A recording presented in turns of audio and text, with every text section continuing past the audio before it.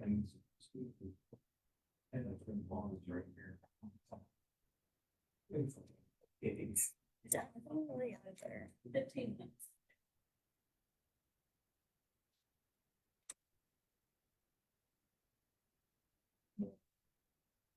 with. Oh,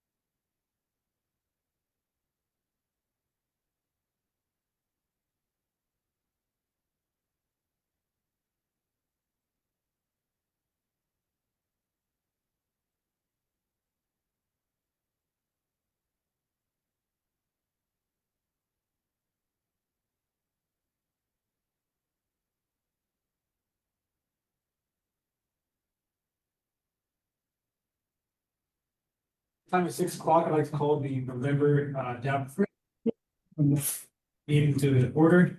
If you're willing and able, please rise for the pledge of allegiance. Pledge allegiance to the flag of the United States of America, and to the republic for which it stands, one nation, under God, indivisible, with liberty and justice for all. Thank you, everyone. And first, out the agenda recently for today of this month. Is there a motion to approve the November agenda? Motion. Second. Second. All in favor? Aye. All opposed? And then June or Stephanie, if you are opposed to anything, just please speak up, and if not, we'll take that as a in favor. For sure. Okay. Gotcha. All right, thank you. Yeah, it's Alright, just. Brooke also sent out the October minutes. You guys have a chance to review those if you were here last month. Hey, John. Hey, John. Evening, sorry for the delay. Late to the No. party. Happy Yeah, you're here. well, you know, it happens. Motion to approve October minutes. Second, Second. alright, all in favor? Aye. Aye. Opposed? On. We'll start with staff reports, starting with Wichita Fire.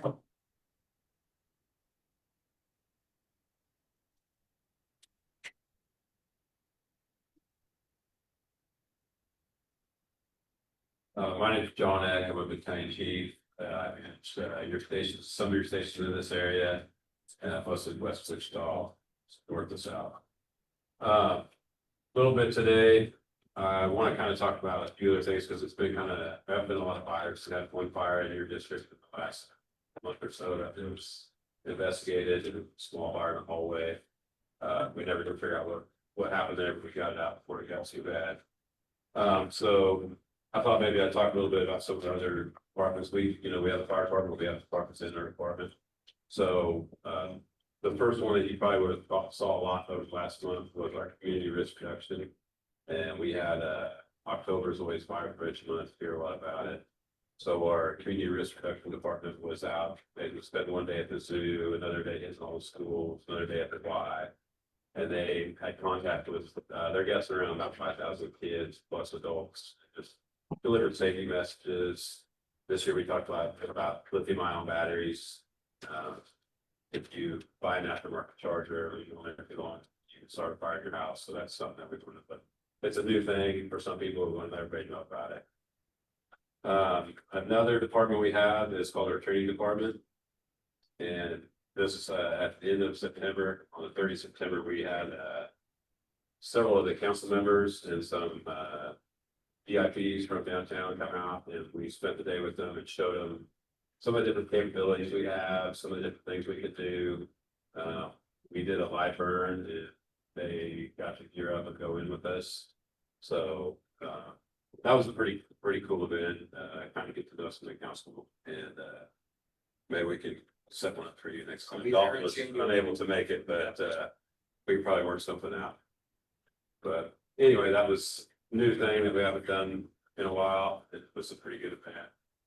Another thing the training division has is something called hands-on training. It's called HOT. We bring in, this year we had over 300 firefighters from outside communities, smaller, mostly around the state, some even out of state. And we did a few days of hands-on training at our regional training center over at 31st and Oliver. So that's a pretty big deal to kind of help out some of the smaller communities that don't have quite the fire experience that we have, or the library capability that we have training. Another unit that we have is the fire investigation unit, and like I said, it's been they didn't do a lot this month in your area. They did investigate 14 fire scenes from September 20th to October 20th, where data cuts off.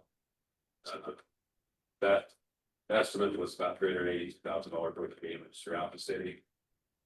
But in District 4, it was one little apartment fire, small fire in the hallway. We were unable to determine how it started. So yeah, it's been a good month for fires. It's been did pretty well. A couple other things, just a little bit of miscellaneous stuff. I know you guys heard about the new station at one of your last meetings. That Funny and Maze is still in the design phase, and it should expected to go out to bid in January. So that's still in the works. And then I did have to find this flyer back in the back. It's called Civic Ready. It's an app. You can scan that, and you can get alerts on all kinds of different things, major traffic stuff, maybe some kind of hazardous chemicals, bad weather. Kind of lets you know if we might be out in mass in an area to watch out for us. So it's a nice way to have your bumper. Check that out. I'll open up for questions. If they have any questions about anything. I have one. Go ahead, June. Are you still gonna be on schedule to break ground in January? No breaking ground in January. It's going to bid in January. The way I understand it. Okay, So I don't know how long that process will take to break ground or to completion, so still Okay, to be determined.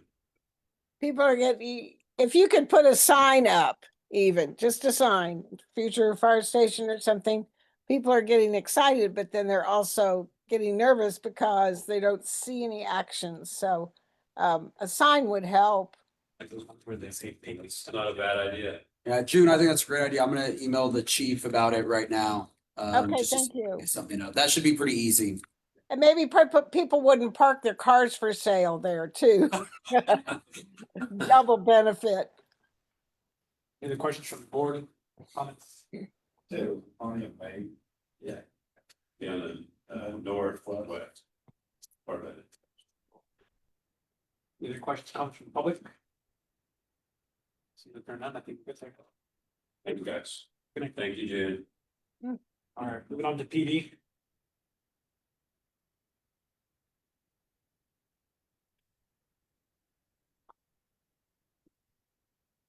Oh, Anthony. Good evening, everybody. I'm Officer Soto, for the ones who haven't met me yet, it's Officer Johnson. I'm with Patrol West Police. So. We want to let you guys know about a few things going on in our department recently. I realize Thanksgiving hasn't passed yet, but we're gonna talk about some things coming up in December and very hard. If you're up on your luck or have a extra spending cash, December 4th, we have a toy drive at the West Police Office at 5003 West Central from 9 a.m. to 6 p.m. In the past, we've had some ways to go to the West College shelter, and we actually bring Santa Claus home and you should see some expression there. Yeah, it's still. December 18th, from 9 a.m. to 3 p.m., we have a Battle of the Baddies blood drive. Also at the West Police Office. So that's great. We recently had Second Chance Thursday. Some of the stats came out of that.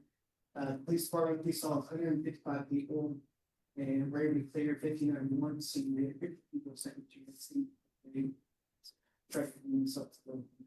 DMV saw 126 people.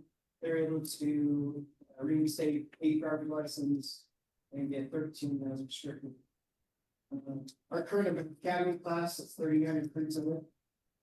Some of the upcoming trainings they have is SPAR stops, active shooter, evidence processing, and domestic violence. So I'll let Officer Johnson continue from here. All right, as Officer Soto said, Officer Johnson, people south. I get the honor of going over the crime stats for the last month. So I'll first start with part 1, violent crimes. As far as homicide, there's no change. Rate is down 70%. Robbery is down 67%. Aggravated assault is up 46%. And I looked at many of these and they are, most are known victim suspect. As far as, so total part 1, violent crime is up 10%. As far as part 1, property crime, burglary is up 19%. Larceny up 22%. Larceny from auto is up 9%. Then auto theft is down 20%. So I guess, with the winter months coming up, it's just a reminder, as far as auto thefts, we often see an increase, people leaving their cars running in the mornings, getting ready for work. It's just a reminder to not do that, try not to do that. Start it up, sit in it if you have to, and then wait to leave. So total part 1 property crime up 9%. I want to talk about 2 other events we have coming up. One of them is the Christmas Crusade. This is an officer nominated kind of event. The nominations, so if you reach out to an officer, they can submit a family between the 3rd, November 3rd, November 16th. On the 16th, that nomination will close. And then the second event is Shop with a Cop. Basically, if you know family in need, or kids in need that could use that extra shopping experience to get the things they need. You can nominate a family. Those events will go on December 9th and December 6th, both Tuesdays, between 6:30 and 7:30 p.m. at the east and the west Kellogg locations. Those are the last events I. Any questions from the board? Comments? Questions from the public? Comments? See that, you guys. Thank you guys, sir. I also left some information about those events on the table in the back, as well as the crowd status. Comes library. One thing I'll say about the community policing department and community policing officers as well. If you're having troubles in your neighborhood, these are the people to go to first to address a lot of systemic challenges. Often, obviously, if there is something active or in progress, call 911. But these are the individuals that help with maybe some of the deeper challenges in neighborhoods. So if you have something going on, reach out to them. They're very accessible. I know Brooke probably messages them every week about something, because often someone will message me, and then we'll try to connect. And so thank you for what you do. And these are your guys to go to. Thank you very much. Wichita Library, I'm Steve Anderson, the Alfred Branch Manager. Wichita Public Library joins libraries across the state this November for Kansas Preschoolers, a program that creates young readers through early learning activities and carrying a common book to read. This year's book is Little Nita's Big Idea by Anna Bardos, illustrated by Carolina Farias. The story reminds both little ones and adults to value community, embrace our differences, and connect through fresh, healthy food. Join us in participating this month by either picking up a free copy of the book at any library location. We have them at our circulation desk. And reading with your own time as a family, or by attending any of the several events and story times centered around the selected venue. For more information, visit wichitalibrary.org pre-K. And our display for this month, our display case is on vegetables and fruits. So please take a look at it if you have changed. Additionally, wordsmiths can buzz on over to the Advanced Learning Library on Friday, November 7th at 6:30 p.m. for an annual adult spelling bee. The event is free, but registration is required for those wanting to compete. Register online by visiting our events calendar, by which the library does their events. Beginning November 17th, parents and caregivers with children 12 to 36 months will attend a parent-child workshop. This 5-week series takes place at 10:30 a.m. on Mondays at the Advanced Learning Library to December 15th. Features weekly play sessions attended by community resource specialists who are available to answer questions about your child's development or barrier-free stress environment. In honor of election season, Advanced Learning Library will host a history exhibit titled "Who Can Vote: The History of Voting Rights in the U.S." beginning on November 18th, and it was produced by the Gilder Lehman Institute of American History. Lastly, the library would like to remind the public that the meeting room facilities policy will be changing in January 2026. Organizations and nonprofits engaged in educational and intellectual advocacy, civic, charitable, or religious activities will be available to you reserved for free, so long as the group and activities involved support the library's strategic goal to be a community hub for learning and engagement. As a result, meeting rooms will no longer be available to reserve for commercial purposes for private and individual use. Beginning November 17th, meeting rooms will be available to reserve for dates in 2026. With the new policy applying to any reservations made for the upcoming year, visit the library's website to more information on meeting rooms. Get to some Alfred specific information. We had 3,958 people show up or come into our doors this last month, down from last year. And our circulation was 6,821 items at left building. Reminder, we have story times on Monday at 10:30. Or we have the knitting group that meets on Wednesdays at 10 o'clock, 10 to 12. They're always happy to show people how to knit. We have a weaving for fun on Friday the 7th at 4 to 5 p.m. for ages 6 to 18-year-olds. And then next Monday, we have, what we call our third place on Meridian. From 5:30 to 7:30, it'll be, fun with arts and crafts, and they're gonna be doing dollar bill origami. And know the library budget doesn't work to put dollar bills, so we'll have fake dollar bills to be able to turn it to work on, so. That's everything I have. Any questions? Any questions from the board? Yes. Voting Monday or yesterday, it was actually pretty, we had very little vote for it down in this area, especially this part of Wichita. It was pretty steady, but people come in, I definitely get a photo from them. But I'm sure they was probably 150. Yes. Public. We don't have anybody from communications today, but we do, Dawn did want to add something at this point for a nomination. Yeah, quick thing, so the grants review committee is, Gage had served on it previously, they review a lot of the grants that come through housing and urban development. Through a HUD program, and they work on disbursements of different grants that the city basically acts as a pass through for the federal government. So each district gets an appointee. I served on it for like 3 years. Gage served on it last year, and I'm needing an appointment this year if someone is willing to serve on it from DAB. 3 meetings in February. So They're up are you- here. Is Alan still on my other committee? Or is the other block grant. Yeah, are you a block grant? So you can only be on 2 committees under policy. Thank you for offering. So, is there anybody else? Wally, you interested? Good. These are the meetings, just FYI. Yep, there's like 4 meetings, if you can make it. What's that? Those 4 meetings, you think you'd be able to make? Oh, yeah.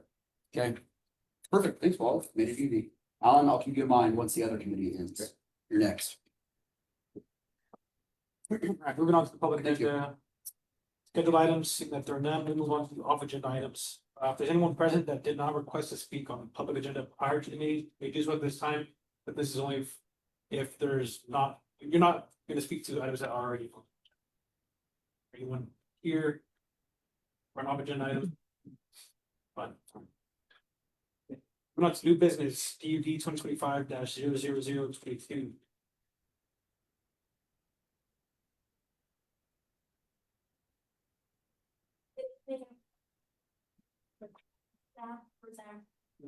Five point two. The applicant for this case is requesting a zoning single family planning unit development, which is a custom zoning our zoning code. Subject site is a little bit over 36 acres in size on the northeast corner, South Hoover at West 47th Street. The applicant is requesting the zone change to create single family and complex residential zoning with non-standard setback requirements. Setbacks are the minimum distance between the property line and where it's built. So there won't be more than 2 dwelling units per lot, and each lot has 6,000 square feet at minimum. Within the zoning code, it's for duplex developments, it's required 6,000 minimum square. And so there's also a community drawing that they submitted to us. So the site consists of 2 parcels, parcel 1 and parcel 2. So access to the site will be from South Hoover and West 47th Street. And then uses in both parcels would be limited to those permitted by right of 2 family zoning district. So the development standards for this PD would be applied to parcel 1 and parcel 2. And it would be almost the same as zoning. With 4 exceptions. One of the development standards is the table listed on page 2 of your your staff report. And then split dwelling units, there should be no more required interior side yard setback. Divided lots shall not be required to maintain a minimum lot area or minimum lot. And so within our department, we have the opportunity to adjust setbacks for individual lot. Administratively, that would go through the public hearing process. And technically for this development, they could do that for every single lot, but because of the other exceptions, that's why they requested the plan being developed. Just gonna skip ahead here, because recognized the face from that nation, not too long ago. So, parking within the planned unit development shall be provided in accordance with the Unified Zoning Code unless provided in the partial description. And then, as well as signage that shall require, shall conform to the Wichita Planning Code, for the regulations provided in the two-family zoning district. The character of the neighborhood is mostly residential and agricultural. This site is not, so there's a couple portions here. There's a limited commercial portion, and that is unplatted, not platted. And then, there's a single family portion, and that, was platted back in 2021. It was annexed to the city, in 2002. The subject site has access to Vancouver, and West 47th Street. And when we look at the conformance to plans and policy that were adopted by the Wichita City Council, the requested zone change to plan unit development is in conformance with the plan. Because when we look at the future growth concept map on page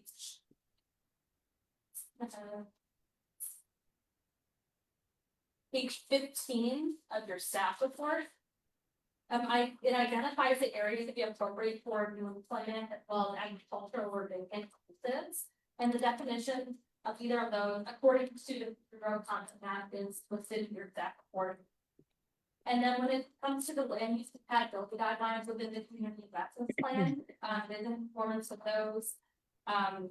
One of the guidelines states that development should occur or necessary supporting infrastructure and services exist, or a plan for extension concurrent with the development. So the majority of the property within this proposed UP has already been platted with residential lots and infrastructure such as water and sewer, solid or projects. So staff is recommending approval of this application, subject to its conditions listed in your staff report.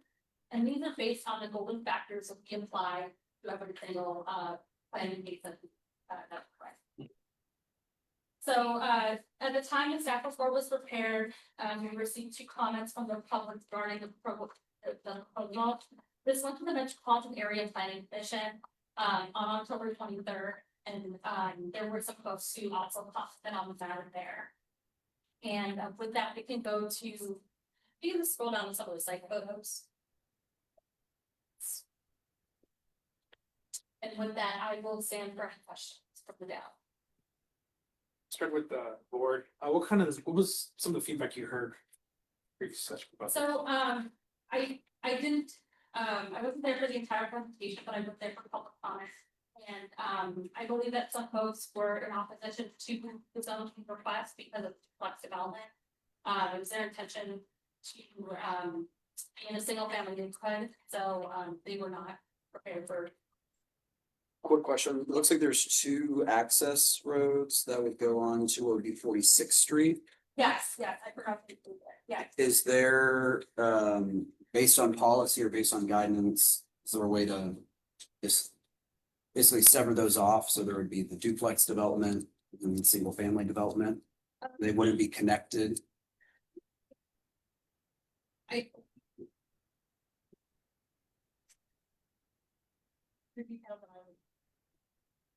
That anything comment? Yes. Big thing like that. Regarding the what this problem is. I'll be glad to. Do you want me to Yeah, answer that yeah. now? You want to read it done? Yeah.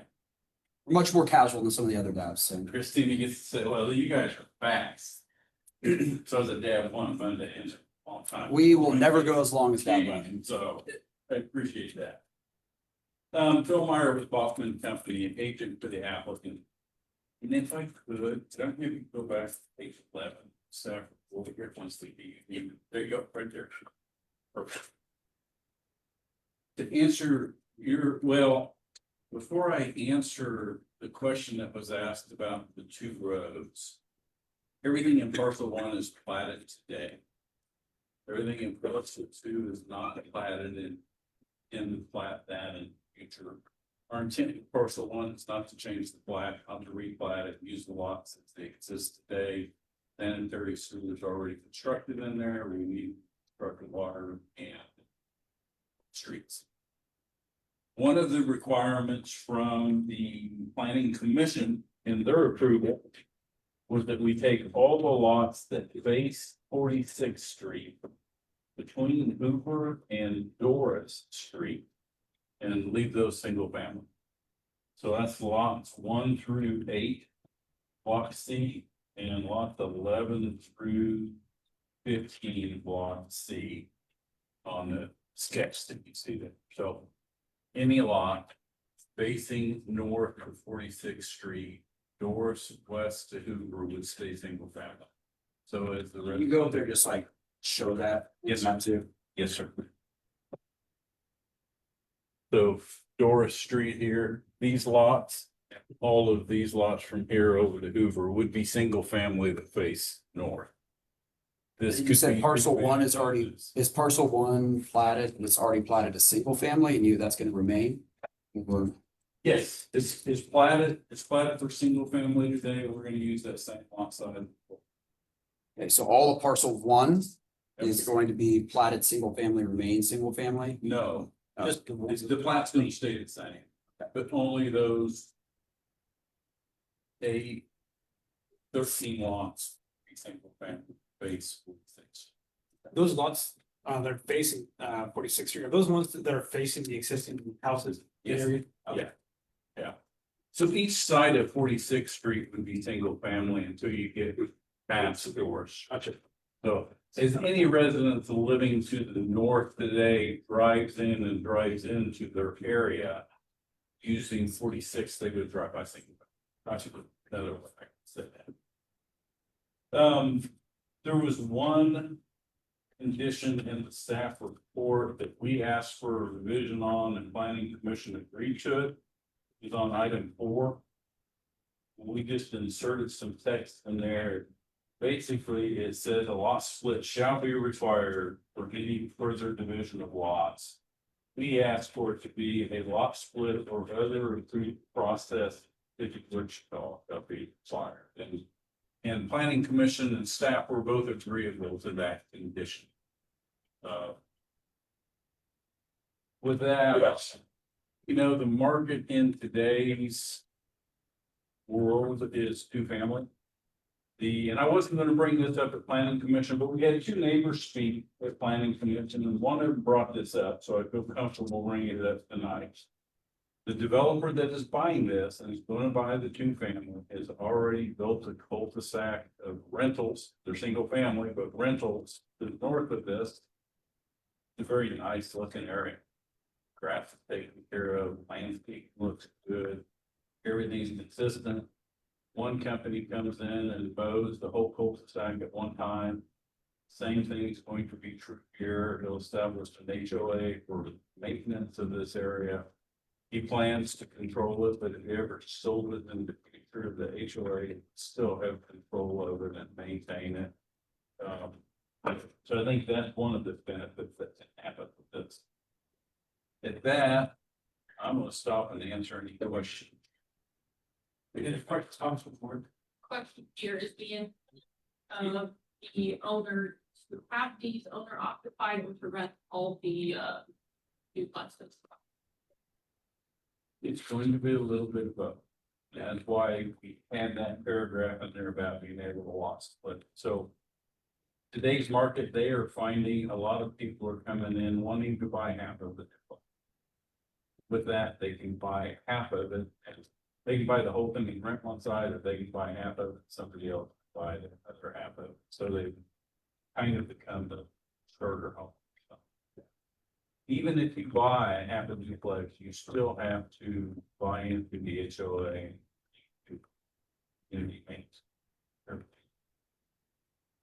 With the HOA maintenance, is that just a pledge or is that a requirement statutorily? I mean, if the applicant is saying, I will do an HOA maintenance, is that something that can be codified or it cannot be codified? Like if that's a promise from the applicant? I don't know, and We can't force it.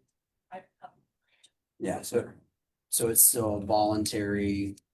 voluntary thing that he's doing, already done in one area, and again, yeah, the city does not have Yeah. a forcing that. I'm glad we don't have jurisdiction over HOAs, but. But the HOA, Yeah, correct?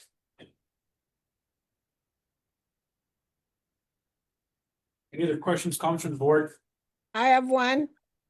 Go ahead, Jim. Unless, if I'm reading the map correctly, it looks like there's no green space. Where do they walk their dogs? Where do the children play?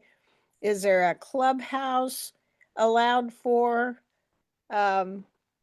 Something where the community can meet for their HOA meetings? I don't see that. It may be there and I'm just not seeing which parcel or which lot it is.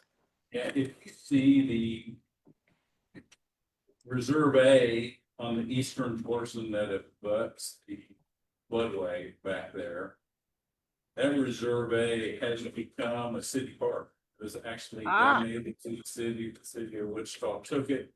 Fabulous. That particular park stretches all the way to the very north end of this original plat. That's fabulous. I couldn't see that from here. I see a blue line where that is. So, yeah, There's that's a lot of wonderful. street space there up against the ditch. Okay, excellent. I've got a question here, maybe it's a question for Christina, maybe it's a question for Dalton, I'm not sure. In terms to the concerns expressed by people of safety in the streets, has that been addressed by police? Where does that stand? Has it been addressed by Public Works and Utilities? Where does that stand? I don't have that answer currently. Safety in the streets. Sorry. Do you repeat the question one more? I would love to, yeah. So in terms of the concerns raised by, I'm assuming probably the people here tonight, the concerns that we received in the report here of safety, in the streets, the speeding, the issues not only on 47th, but also on 46th and Hoover.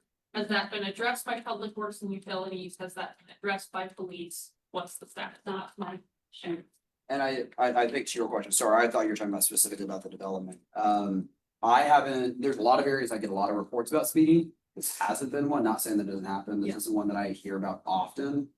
Usually further down Southwest Boulevard, it's the area that I hear most of. Yeah. Doesn't mean it doesn't happen. I don't have the statistics. Usually when this comes up, this is the first time that I usually see it. Is that data? It'll be something that if this comes before council in some capacity, that I would probably question some.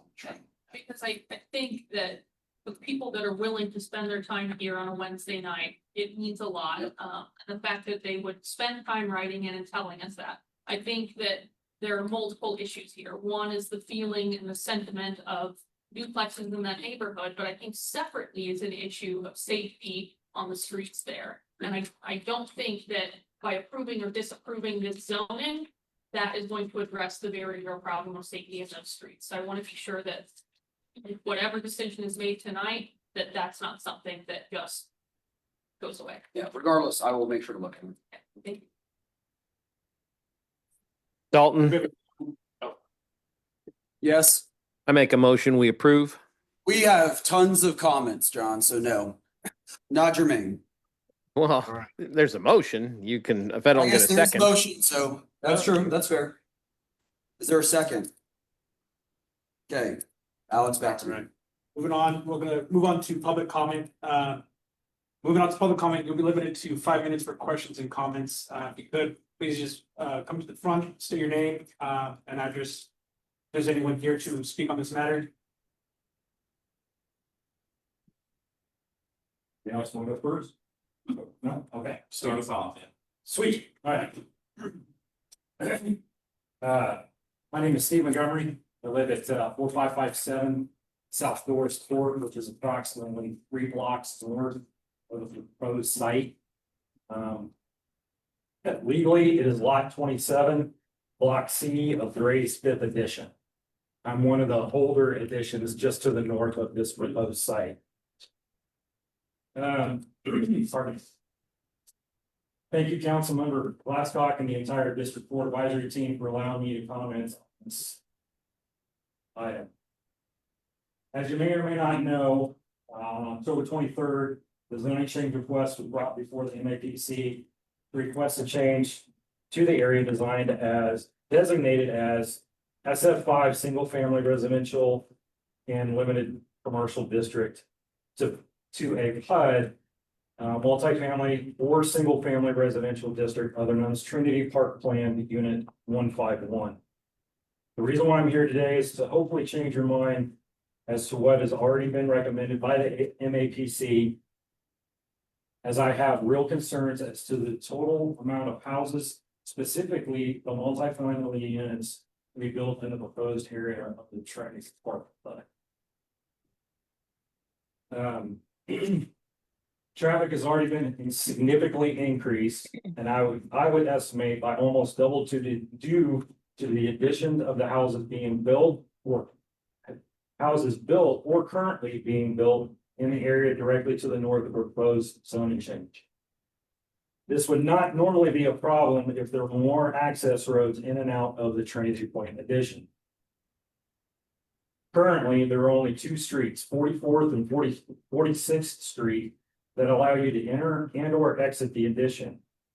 Due to these being the only two streets that allow access and the increased traffic from the new tenants of those previously mentioned houses, this has caused one fatality already and several near misses. After reviewing the plans from the builder or the firm representing the builder, there will be two additional streets exiting the new PUD, but they will be exiting to the south onto 47th Street, which is currently a county dirt road, or to the north in an already busy 46th Street. If the plans are correct, and if this is allowed to be rezoned as a multifamily addition, which could be per the plans upward of 280 houses. I have a real fear of more than one fatality. On my estimates, 2 cars per household, that's an increase of over 500 or more additional cars driving in and out of an already significantly increased traffic area. Again, due to the limited streets in and out of the addition. There are currently a lot of younger age families living in the Trinity Point area with younger age kids that go to schools at one of the Hayesville school districts, elementaries, for example, Oakville. As my daughter is one of those students. That school is roughly less than 1 mile from the proposed area, and currently there are very few sidewalks within the Trinity Point addition and or no crosswalks to cross over to Oakville. But that is a debate for a different time. With the estimated increased traffic flow and little to no sidewalks or more planned entrances or exits, no change to Hoover Road. By increasing the size to a 4-lane road or any plans that I've seen to upgrade 47th Street east of Hoover, there could only be one outcome that I see. In conclusion, I'm respectfully requesting the board deny the proposal and or request to be sent back to the MACP for modification to just single-family homes if this is an option. This will hopefully reduce the amount of vehicle traffic proposed area. Thank you for your time and attention in this matter. I hope I'm changing. What was your name, sorry? Stephen Montgomery. Thanks, Stevie. Appreciate you coming out, take time. One thing I want to touch on, you mentioned 47, that road was not paved. Correct. We're gonna try to look into see if that may be projected to be paved. I know that doesn't answer all your wishes or concerns, but something we want to know if. Currently, it ends at the ditch Yeah. or the floodway because it is privately owned. One question I have for myself is if that stretch of road is projected to already, and so it's something we'll be looking to do as well. Okay. Sometimes they're already planned far out to the future, and it may already be potentially. It's just something I'm. Yeah, because I mean, even if they did pave it, you're still looking at only like a 2-lane road. Yeah. So they would have to expand it. Thank you. Moving on to anyone else?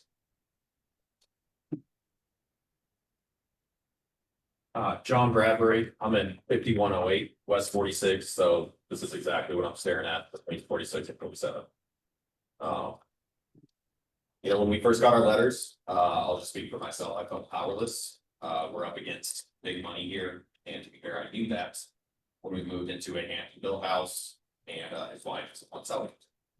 The frustrating part was not finding out the other connections and business ties, but that the next edition, Trinity Point, would be completely different. As we thought, we are forever home. One of the biggest factors for me is keeping my children safe as a father. This will no doubt be a much more difficult endeavor when traffic down 46th Street triples. I don't think that's a underestimate, if anything. Of note, there is no plan to take 47th Street. If there is, then the Planning and Zoning Commission doesn't know about it.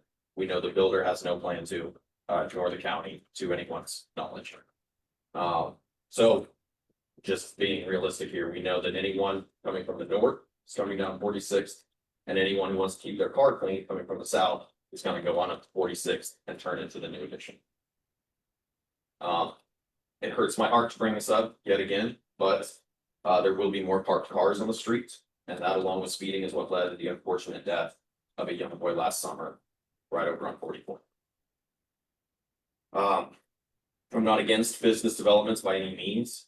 We knew this land would not remain idle forever, but this is no doubt a financial decision when there's really no other viable reason not to build more single-family homes, even if those are single-family rentals. Public record shows this is a gentleman who owns hundreds of rentals around Wichita, and looking to add to his portfolio. As discussed in the first meeting and earlier tonight, these lots will not be split. So the city of Wichita loses no tax income by denying this rezoning and keeping it single family. As of this afternoon, 29 protest petitions have been submitted to the city clerk in person, as well as digitally to Councilman Glasscock. Almost all the surrounding property owners and many other supportive neighbors have participated. Now, I wish it were under better circumstances, but I did get to meet a lot of my neighbors around Trinity Point. And what I did find going door to door is that we are all in the same boat. All of us felt powerless, surprised, and disappointed. We have an incredible amount of diversity in Trinity Point. I met big families, small families, single men, single women, Black, white, Asian, Hispanic, young, old, and everything in between. Yet I found common ground with every single home that I met with. And the one thing we all want is the safe, quiet, single family neighborhood that attracted us all here in the first place. I'm grateful for my neighbors. I'm grateful for the opportunity to speak before my city and directly to my city, especially to our representative council member who has the willingness to listen and the authority to act.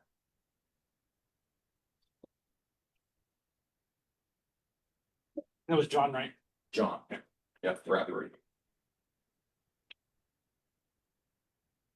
Anybody else from the public here to speak? Yes, sir. All right, thank you guys. My name is David Stockerberg. I live real close to John, right behind 4693 South Doris Court.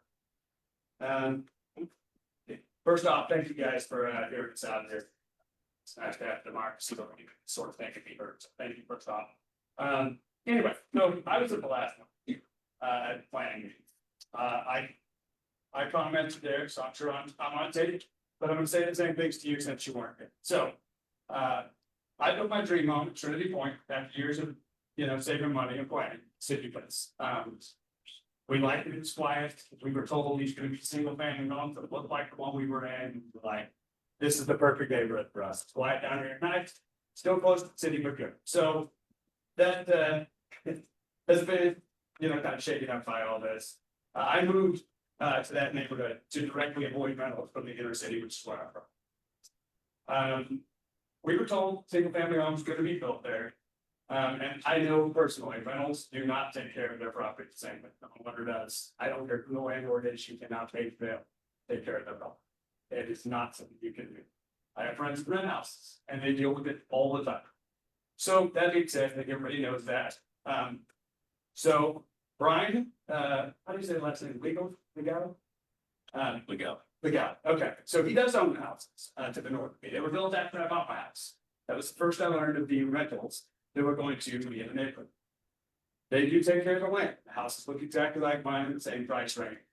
I said, if somebody's in that price point, they're probably, Like, I had no idea they were owned by one guy, but now I do. Phil, at the last meeting, you said, sorry, Phil Meyer, you said. The same thing you told them here tonight, it looks, it looks good, they take care of the yard, with duplexes. You told me basically that. He was taking care of the landscaping, and that tells me it's implied they're all going to be rentals. I don't think they're, my neighbor's landscaping, so. I'm making an assumption that they are going to be rentals and 250 plus from what I can tell. The committee said that these are. We're in a economy with starter homes. This is not starter homes, as was said. I think they're going to be investment properties. For a landlord who has already enough of our neighborhood. I will add on, those rentals have more cars than anywhere else in that entire area. There's just so many cars per house. The duplexes, as you know, are going to bring even more cars per lot.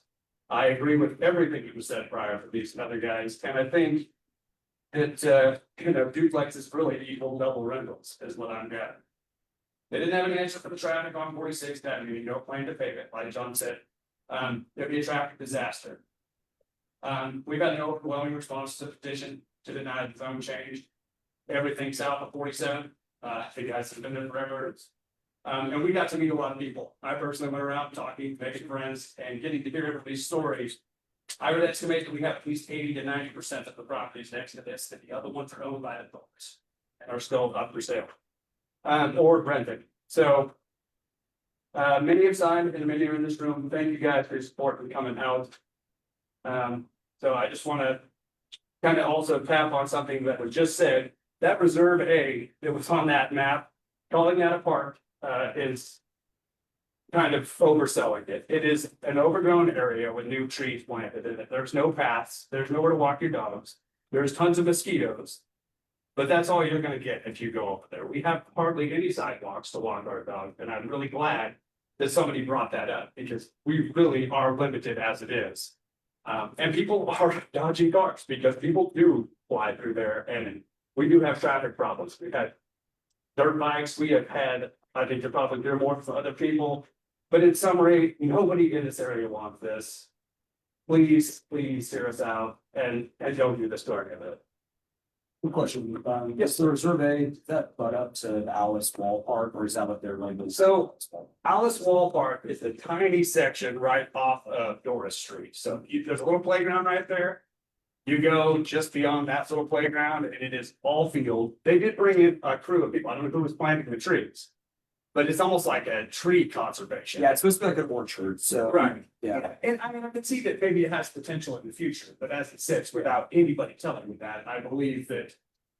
What we're gonna get right now, is just what it is now, which is unusable as far as the park goes. I mean, Gentry, your comment now, this is right collecting, somebody's, I have gotten reports of a lot of dirt bikes at Alice Wall Park. Back around the ditch, so I have gotten notice of that. And I will say that Wichita PD has done a good job helping resolve that, so shout out to them for sure. During the drought, we didn't want any trees to, they were out there a lot. Okay, well, that's all I got. Thank you, guys. Hey, Dave.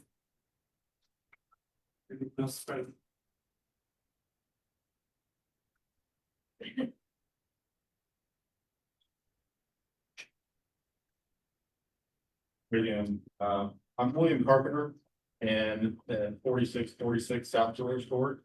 I know Dalton probably knows me from some emails. I think the other people here have hit on some of the high points. I think the big things are, with that many more units, it is an increase in traffic. We have already pointed out that there is a lack of sidewalks. I think one other piece is, as the neighborhood is growing or has grown, there's no sidewalks or any way to actually get to the elementary school without walking in ditches along Hoover. I think everybody that has built a house there has done so with the intentions of, or the understanding of it being a single family home and not the intentions of living in a rented community. And I'm guessing that most people would not have done so if we knew that everybody around us is going to be a renter and, I guess, transient, if you want to call it that. I do own rental property with other people and know the difficulty it is of controlling or maintaining when you're not there every day. To talk about the Reserve A, that is actually part of, if my understanding is correct, and what I've read, part of the 100-year floodplain. So donating it really wasn't a difference for whoever it is that provided it. We have had lots of people with their bikes and stuff. And again, the police have done a fantastic job of helping take care of that. I think the feeling though is that it is a lot of traffic, a lot of cars. And you know, I think when you own, you get enjoy knowing who your neighbors are. And I think all of us have met each other and have a lot better understanding what we do. And the consensus from everybody in the neighborhood that we have talked to is that we are against it. And it is I think, kind of a blow from the side, not knowing that we were going to have duplexes that were planned. And just hoping that you guys see the neighborhood and the people that are here and vote against it, so. So, describe to me, what's your concern with rental? Oh, yeah. I don't think it's the fact that it is just rentals. I think it's this, there's a difference in the feeling of a person of ownership of the property and non-ownership of the property.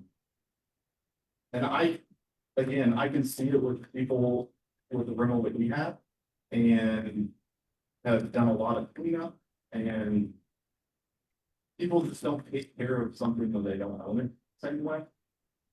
And again, you know, the traffic along 46 when it's going to be the closest paved road, it's narrow enough, and when people park out there, it's hard to get around. So I don't think it's just being a rental. I think it is the ownership perspective of what you anticipated to live in versus what you could end up with. It's not in play. Thank you. Thank you. Anyone else present, speak on this matter?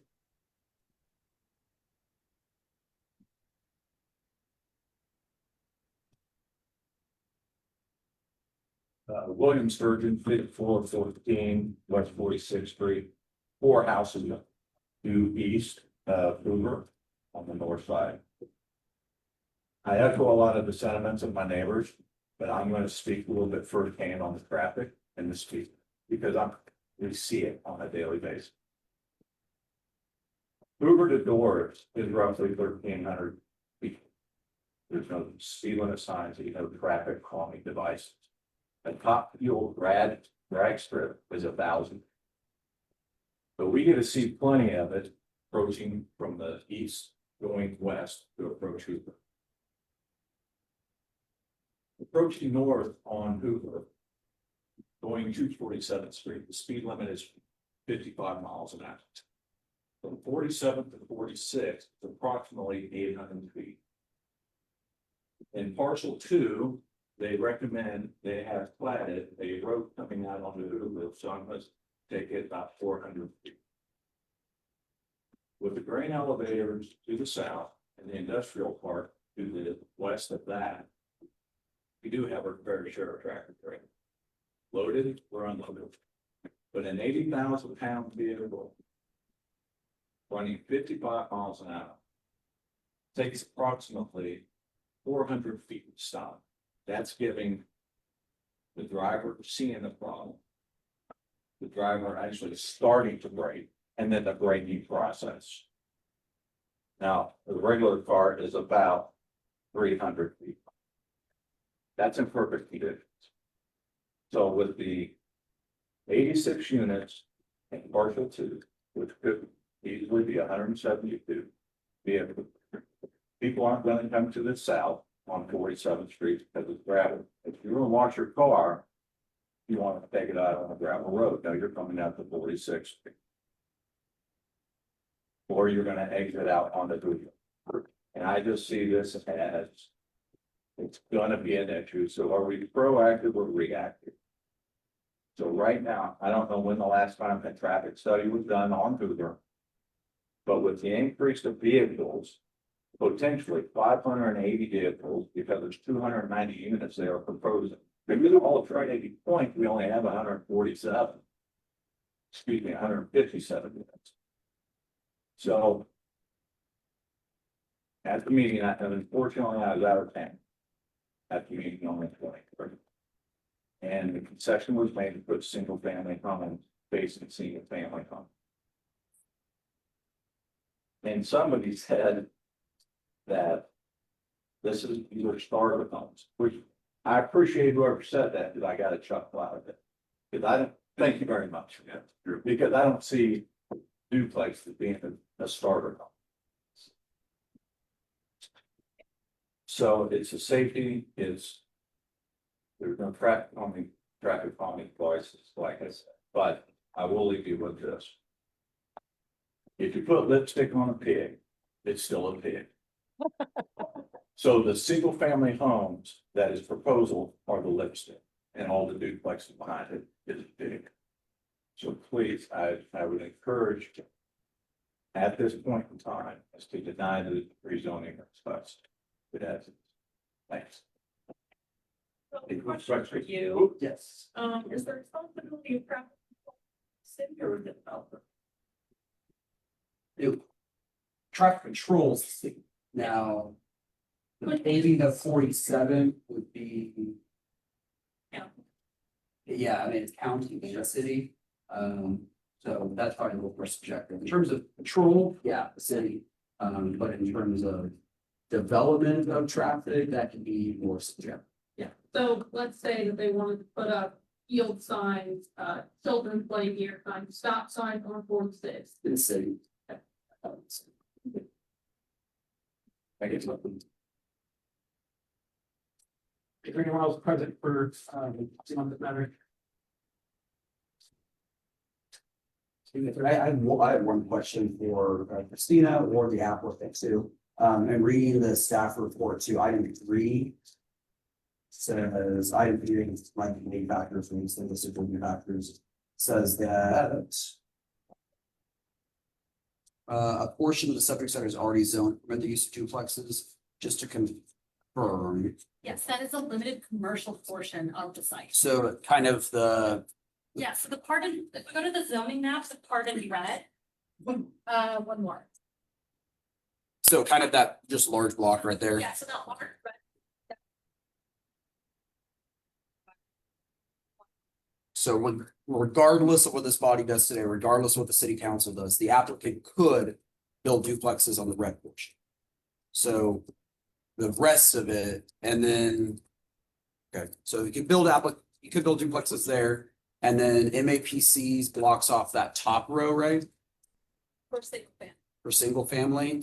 And so we're looking at kind of like the right portion that is currently single family that could be duplexes, but the red will already or could already be developed as duplexes, and there's nothing any governing body could do about it. If it's. Wow. Okay. Wow.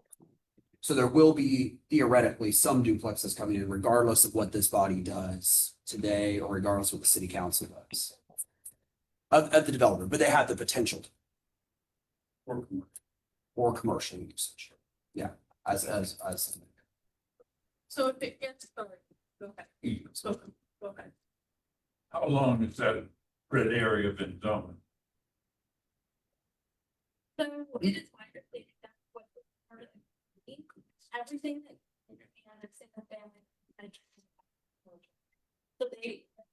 County of zoning. I want to say 56, so let's say 50. 50s, yeah, so back in the 50s, they said, okay, everything within the 2 major intersections is, it's like 500 feet by 500 feet, that's gonna be commercial, everything else is gonna be single family. So when this was developed, Trinity Estates, that was already zoned commercial and these people bought their house. Correct. Well, the red portion, yes. Question, so what other allowable uses could be within that code?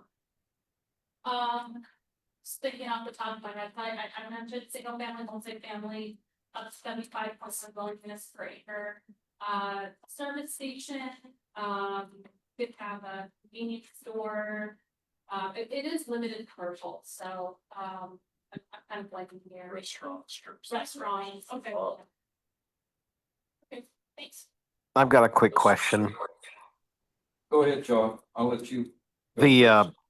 Walter could tell you, we've got some of these duplexes that have come into the area to the east of us, and they actually have turned out to be rather nice. They're rather expensive, actually. Both the each side is a couple $100,000. They're actually nowhere near what some people think duplexes are. Do we have any idea what these are going to sell for? The applicant. I would assume the 300 to 350 range, what the. So they're not starter homes. Right. Well, no, they are. That's the whole point, folks. That's the point I was making here. These are starter homes. It's just that's the cost of commercial development these days, of residential development.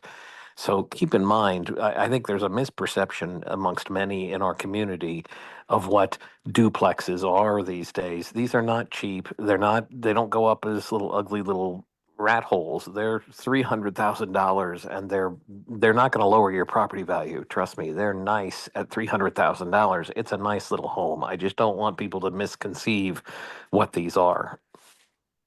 Want to make sure that I'm clear. I don't know what the price is going to be. It costs $350 to $400 to build those things. They're going to sell them for $250 to $300 per side. That is today's starter home. You can't buy a home for $250 or less. I'll show you. That's the Thank you. That's the challenge. That's the challenge. Sir, just quick, Yeah, you did mention these lots were only gonna be 6,000 square feet. My home is 7,500 square feet, the lot is, and it's a tiny lot. So I don't know how you're gonna put a 300 side by side, 300,000 300,000 duplexes on a 6,000 foot lot, once there's. I mean, I don't see it. They do it all over town and whole. We got it all over town, actually. Was something right around the corner from us, for selling over to keep it moving forward, ma'am, get from the back, if you could please just.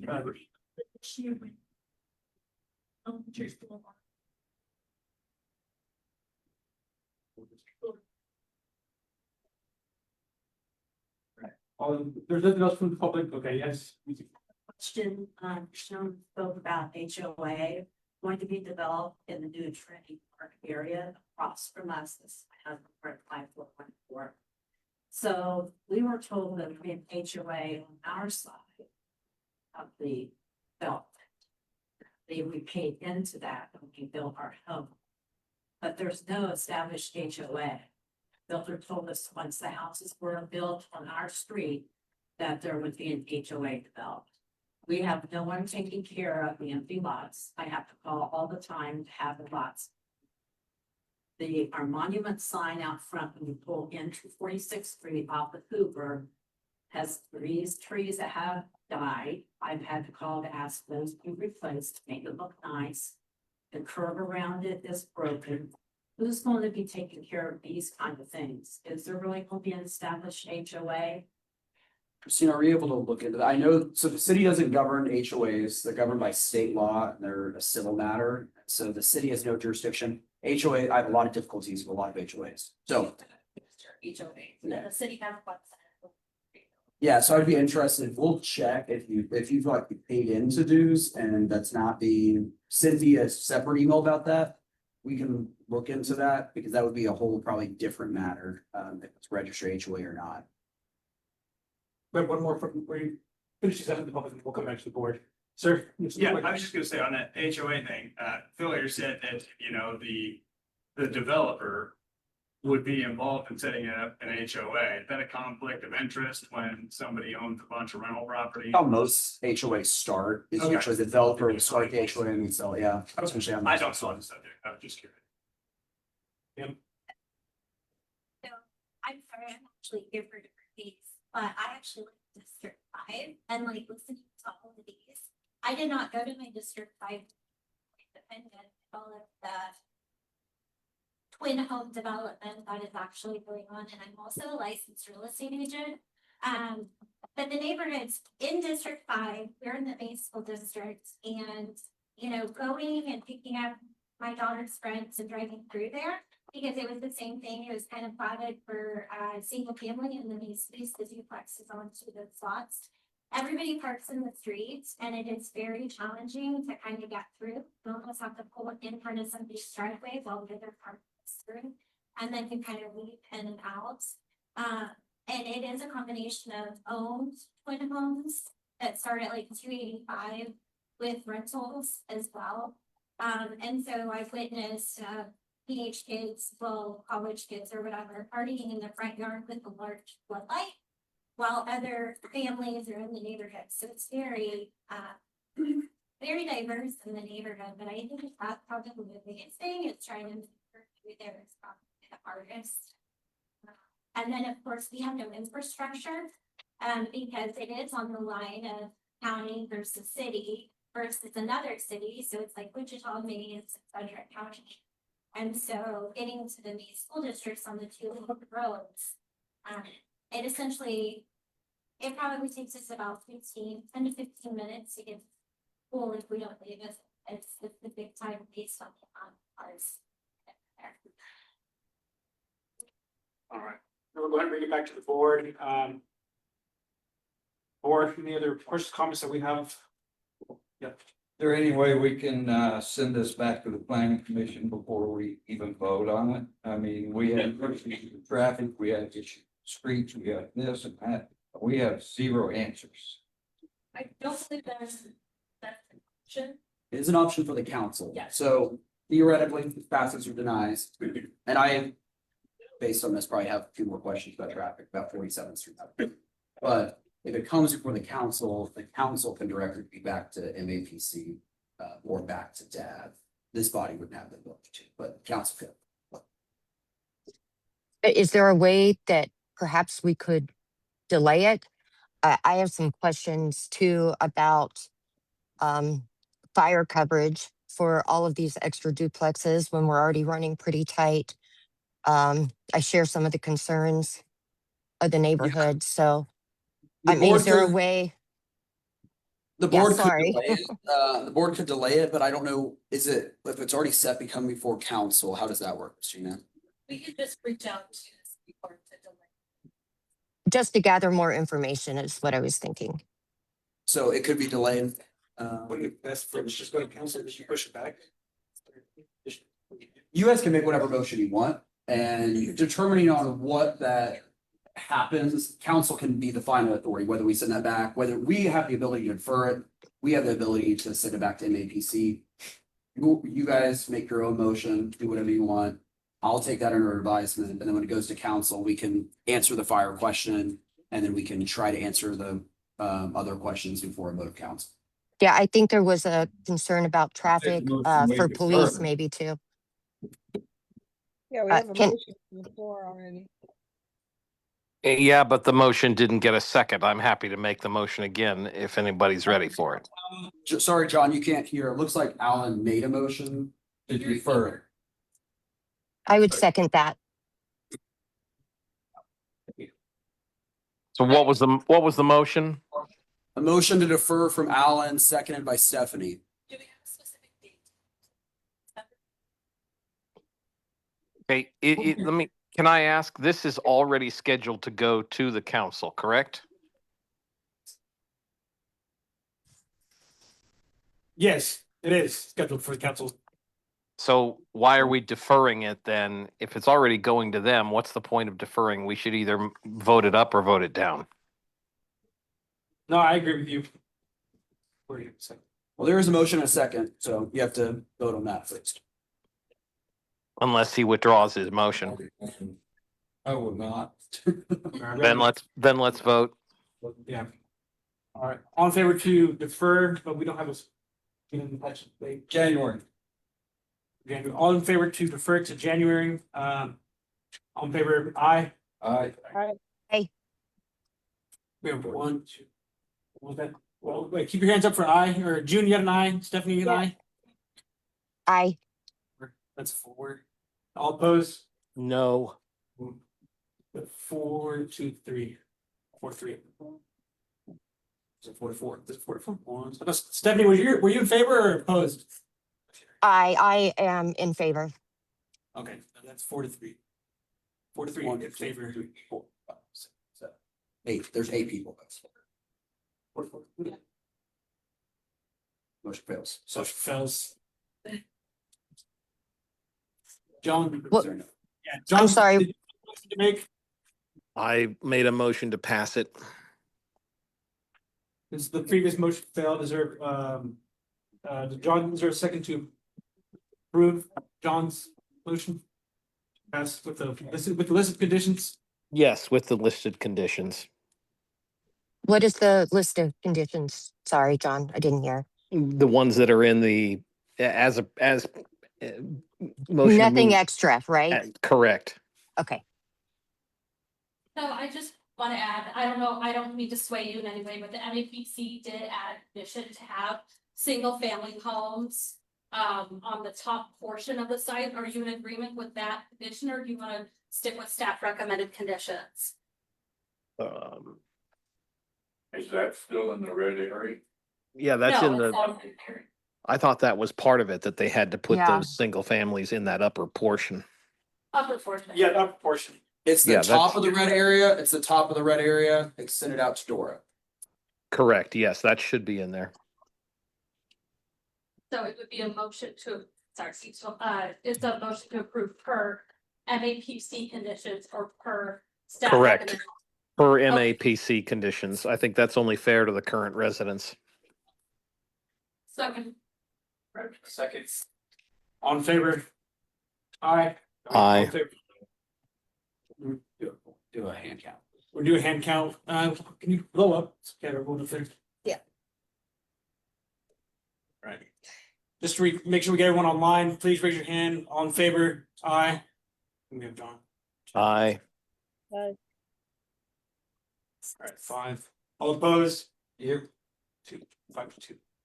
Approved. Let's approve 5 to 2. 5 to 3. 5 to 3. So, oh yeah, 3. We're gonna move right back up. 5 to 3. Yeah. Approved. Okay, so what that means for everybody out here, past this board 5 to 3, there are still concerns that council can address. Council has the ability to either defer action later on. They have the ability to send back to MAPC for consideration of traffic concerns, 47th Street development, or council can approve or deny the application. So those are really the 4 options. Each one has to do, because it's both passed MAPC and DAB, it's just a simple majority. We have to calculate the amount of folks that protested, because of So likely, knowing what I think John submitted me earlier, it's probably a super majority vote. I haven't seen maybe exactly where those parts will go, but likely based on how many applicants were. So know that this will come before city council. There's not public comment at city council, but I heard all your public comment. I'm happy to meet and hear concerns as well. Or then the applicant has that as well. But feel free to continue to send thoughts, and thank you for engaging in the process, and thanks for coming out today as well. Thanks everyone for coming out. We know it's, want to spend your time on a Wednesday here, but we really appreciate you guys And coming. my contact information is in the back. I should have cards back there. If not, it's dglasscock@wichita.gov. And so reach out to me, but that's the next step in the process. Often it's a confusing process, especially zoning cases. There's so many steps to it. So just if you have any questions about the next steps, let me know. Moving on, we'll be going to agenda item number 8, CON 2025-138. all allow you to start at Yeah.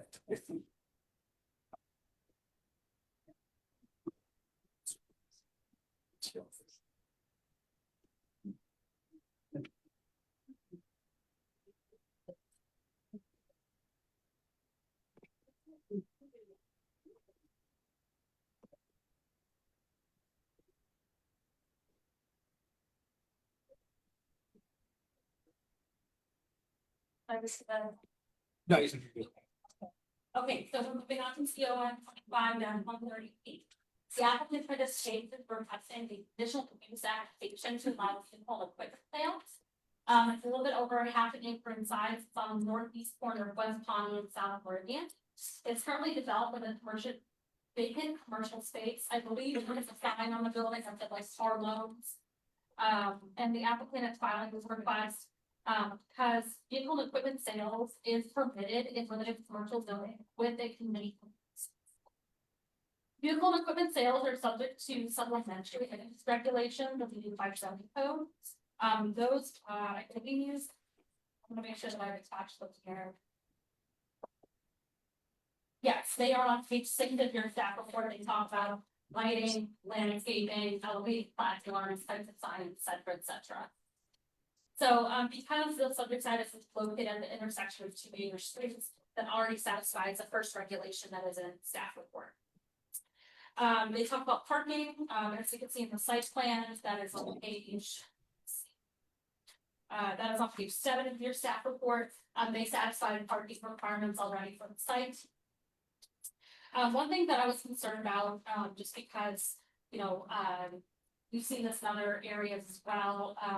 The nearest car sales is only, it is 2 miles east of the subject site at Connie and Broadway. So this would be introducing a new use to the area. Interestingly enough, if the property was just west of Meridian and the limited industrial or the general commercial district zoning, it would be allowed by right. Screening is not required because it does not abut residential zoning on the side. There are some residential apartments, but they are commercially zoned. And the character of the neighborhood is high density residential and commercial. The only case history that we have on the site is that in 1982, property was granted a variance from the Board of Zoning Appeals to allow warehouse self-service storage. The site has access to West Pond and South Meridian, which are both arterial streets with sidewalks on both sides. The requested conditional use is the issue value plan. The future growth concept map identified the area to be appropriate for commercial uses. This is a full use. The community investment plans, locational guidelines. State that development should occur where necessary, supporting infrastructure and services exist or plan for extension for the development. So if the applicant intends to utilize the existing commercial building as well as the parking on site. And then within the new established central area, neighborhood serving retail offices and high density residential uses can be appropriate along arterial streets if there are appropriate site design features. And then the requested conditional use is in partial conformity to the Wichita places for people plan. So there are 6 strategies within the places for people plan that we evaluate when we're analyzing the request of conditional use. 3 of these don't apply, but it's not in conformance with strategy 1 because strategy 1 is to create walkable destinations, and this is outdoor table sales.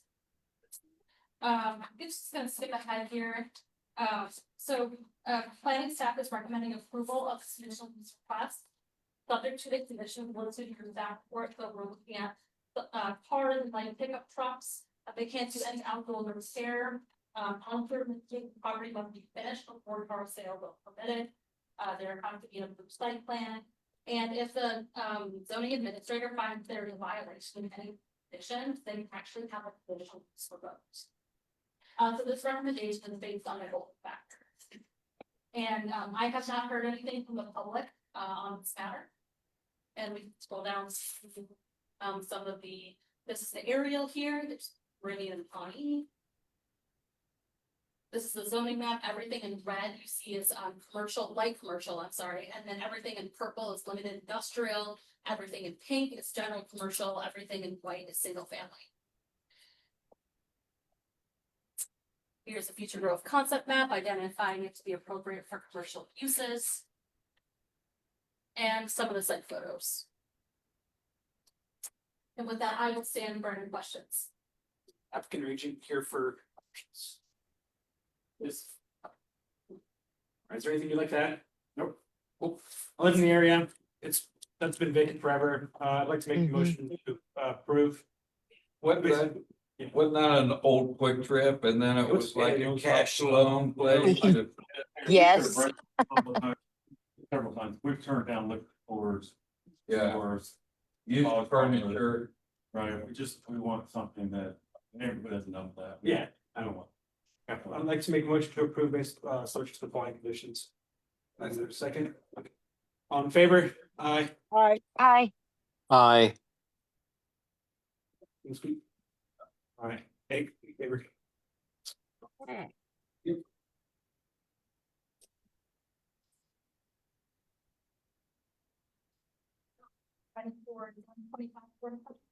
Yep. Okay.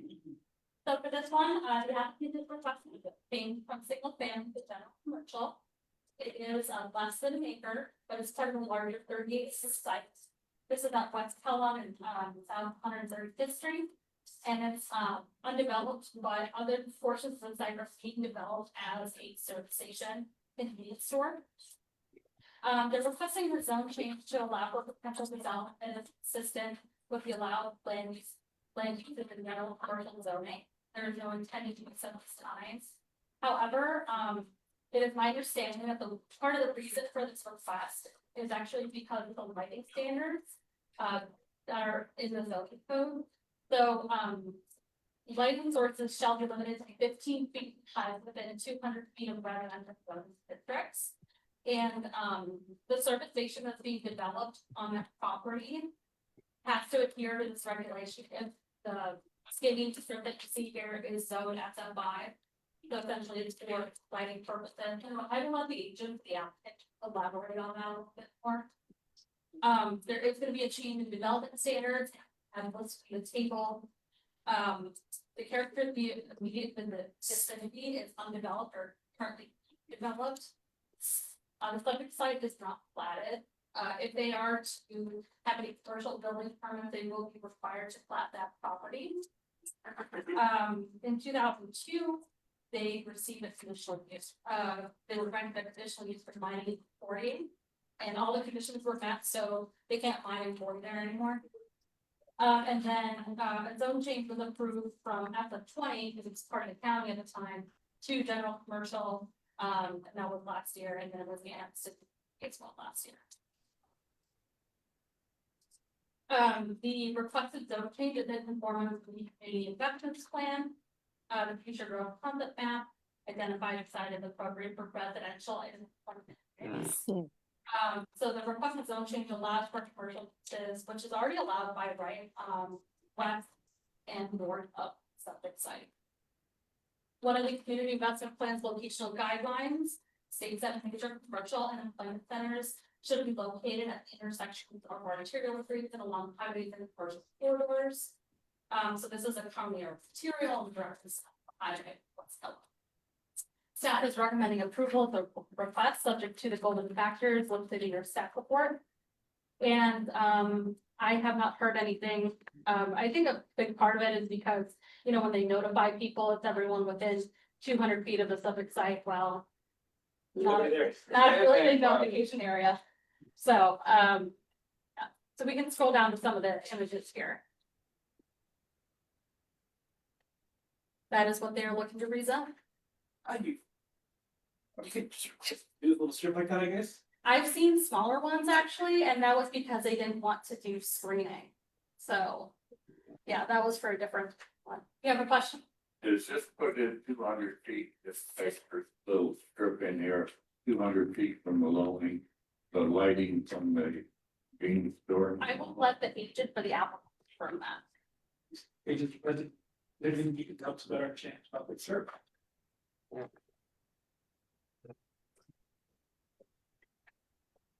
Thank you, Christine. I'm Brian Lindback, MPHC Engineering on behalf of the owner and applicant.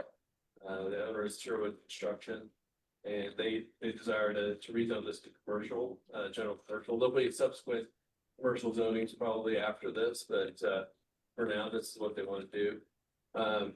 It is true that lighting is one of the drivers of this, but you know, I represented the owners when we did this zone change previously, and it was an oversight that I did not catch, that there was a 39 feet. That separated that zoning. We actually zoned more land than we needed to. Previously, but that's what I can tell you. If anything else I can help you with, let me know. So how wide will, when it's rezoned, how wide will that area be from the property? It'll be about 200 foot. About 200 foot. So it could be any mall or something. I mean, there's, yeah, all sorts, it's general commercial, Yeah. so you can do just about anything under the sun in general commercial. Except for some industrial things. They're building a big storage we approved several years ago. A multi-phase, housing. My only concern is that this convenience store is about 30 feet or more higher than the residential area. So that light is gonna migrate quite a way. I'm not sure what residential area is. The one to the east. That's presently zoned as residential, but the owner has full intention to develop this commercial property.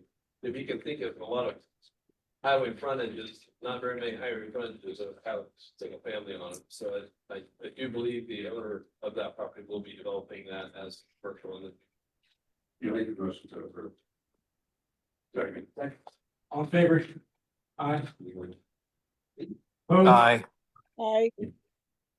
I, That was 3 opposed. Okay, yeah. All 8. All, every approves. Stephanie, was yours approved? Yes, approved. Aye. one, two. Thank you. All right, moving on, CLN 5-00133. The applicant is requesting a conditional use on the site to allow personal improvement service on property zone general office. It is 0.16 acres in size, and it's at the northwest corner of South Seneca and West 29th Street. It's currently developed with a law office built in 1954, and the conditional use would be to allow a spa at this location. So that's considered a personal improvement service in the zoning code. And they intend to reuse the existing structure for this service. So, according to the original site plan provided, parking for the subject property is primarily north of the existing building. They don't detail the number of spaces, and so we are asking that they submit a revised site plan that also has to illustrate the parking provisions and the screening. So there are 5 parking spaces on site, but for personal improvement service, according to the zoning code, it's 1 space per 330 square feet. So, the parking availability meets the minimum requirement of 4 spaces. The character of the area is mix of institutional, low density residential, office, and other commercial uses along South Seneca Street. They are going to be required to screen the property when they're abutting or across the street or alley from residential zoning districts.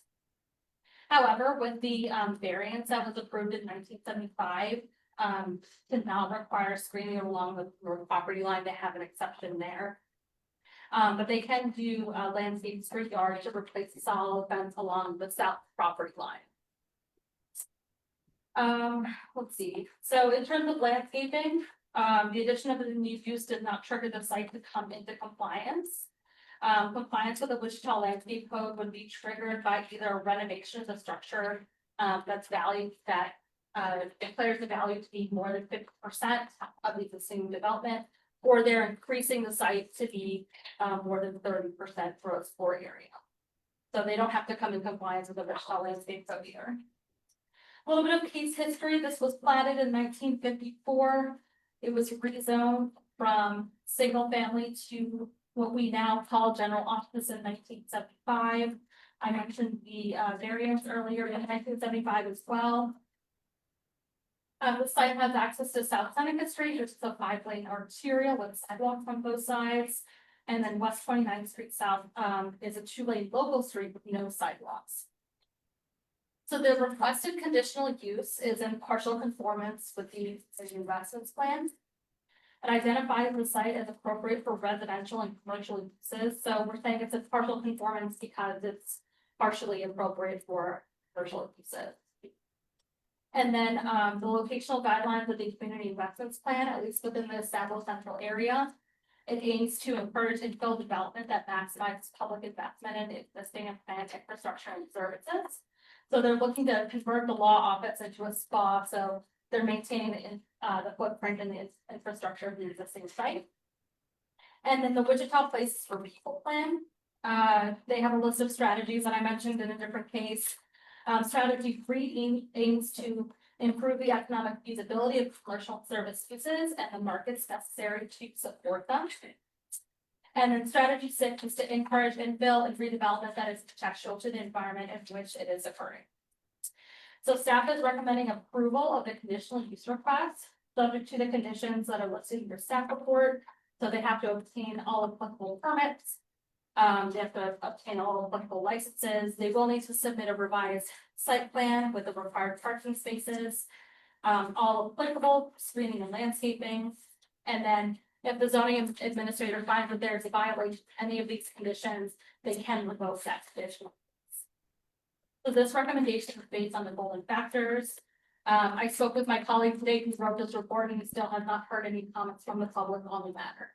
So we can scroll down to some of the images if you'd like.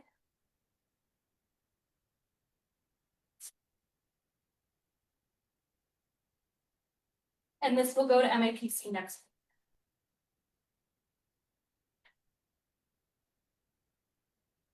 Do we have any questions? Any questions from board? I'm seeing the issues with it, pretty familiar with the area. I think there's a lot of similar businesses in the area. I can see from the public. I'll make a motion. Okay. All in favor? Aye. All opposed? Aye. I'm an aye, sorry. Did you see mine? Yeah, June, yours was in favor, right? Aye. Yes. June and I both are, hey, aye. Yay, Yes. yes. John, you as well, right? John, yours was in favor as well? I was an aye. Okay. All right. Cool, all 8.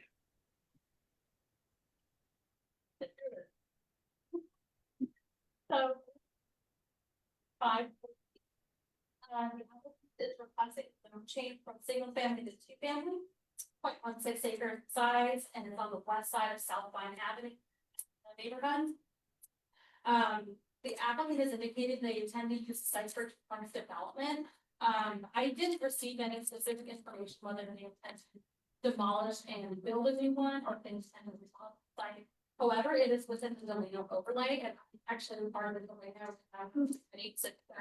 questions about that.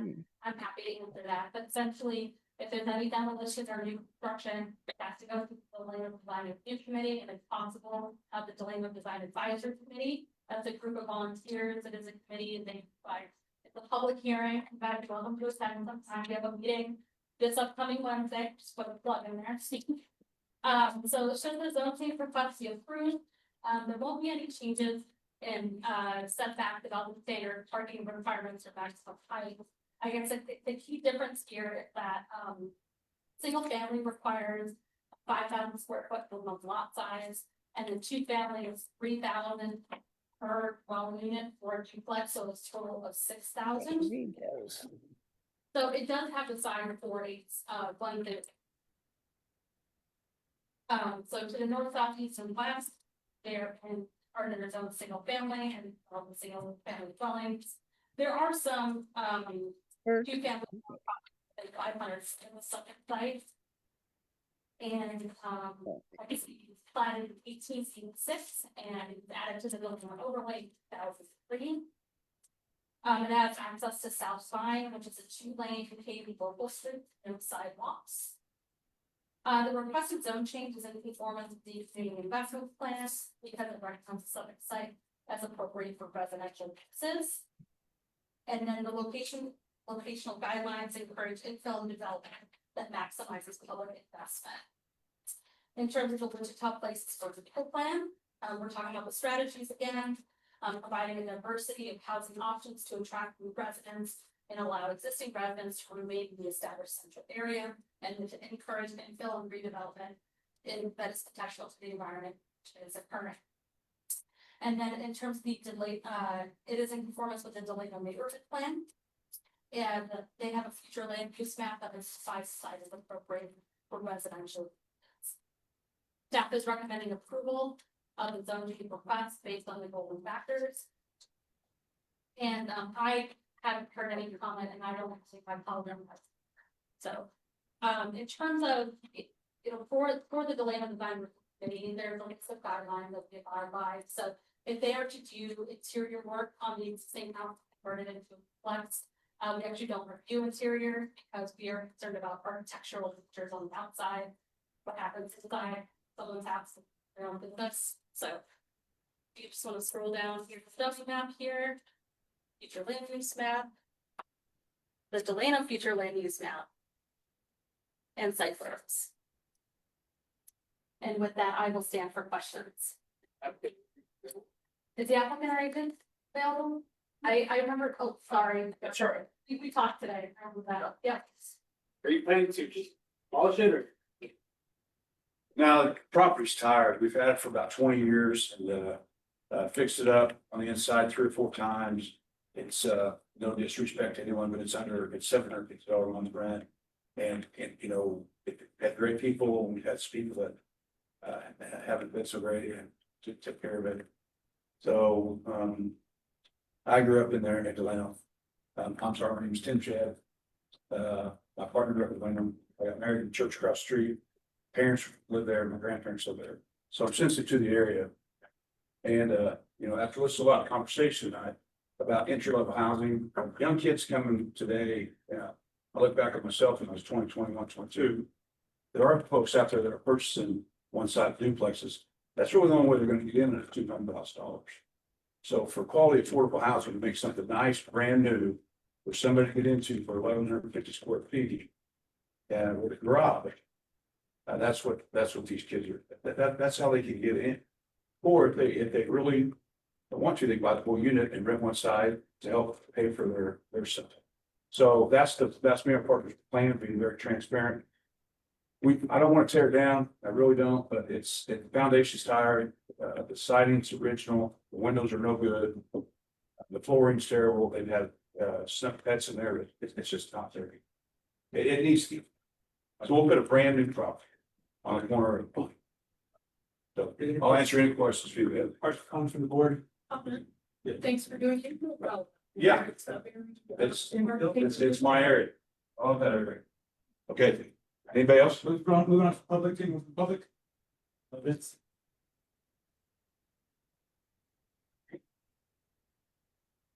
First of all, gentlemen, welcome to No Shades November. May not participate in the traditional fashion, but I encourage you, go see your doctor, get the tests, please. There are so many things that are preventable when you get sprayed. The applicants for this property might as well be stepping into a larger conversation across the city about landlords and tenants. This applicant is one of 28 shell companies, all owned by RJ Castle Homes. But you'd never know that unless you dug deep and dug deeper and deeper. There is no such, it's truly a shell company to call it PATC, not LLC, or however that goes. This is not infill. It cannot be called infill. Our council member and his assistant are very aware that within 1 mile of this home, we have a home that was demolished in the last 6 months because it was vacant and there were homeless breaking into it. It was set on fire multiple times. If you want to infill a vacant lot. This is not a vacant lot. This home, the staff report was grossly negligent when it says, oh, the history started in 1886. This home was built in a 105-year-old home. There's one broken window. How many members of the DAB have driven by this house in the last week? Understood. And thank you all for doing your diligence. I would encourage the DAB members. As you see these coming out, if it's not a 5 mile out of your way, try to drive by and you'll see them. The only thing wrong with this house is the applicant has determined that they're already going to demolish it. They cut the cable that supplies electricity to this house. armored cable. That's already been cut. They're gonna tear this down and they're gonna get a demolition permit no matter what we do.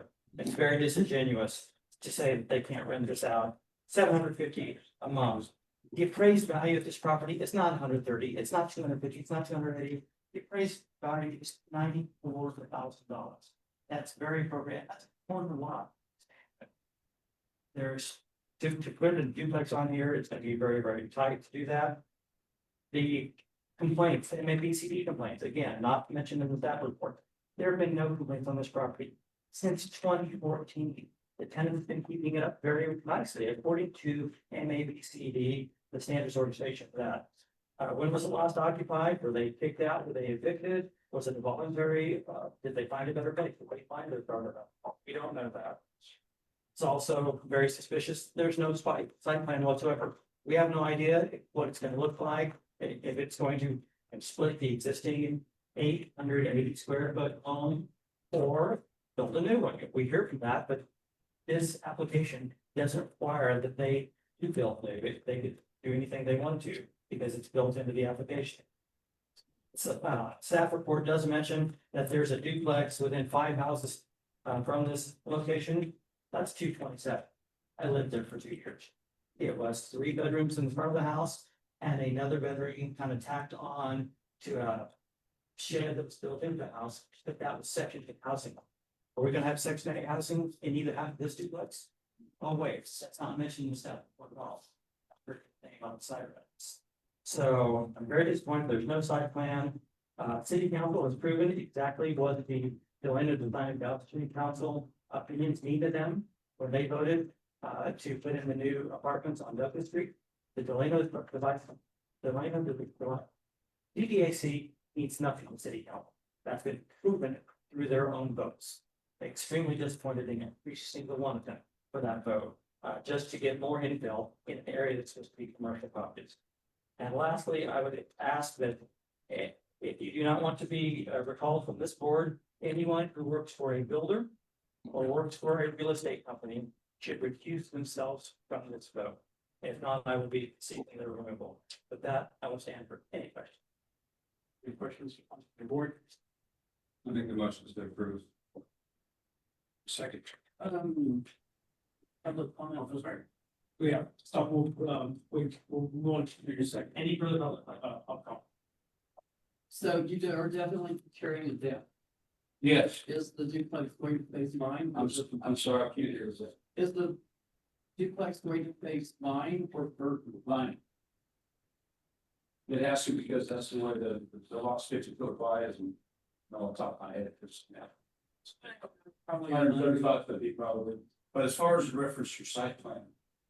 Yeah, we can't submit a site plan until the approval's done. Don't. Because if MABCD won't take a site plan on a multifamily if it's on single family. You can give us a sketch on that and at least give us some idea.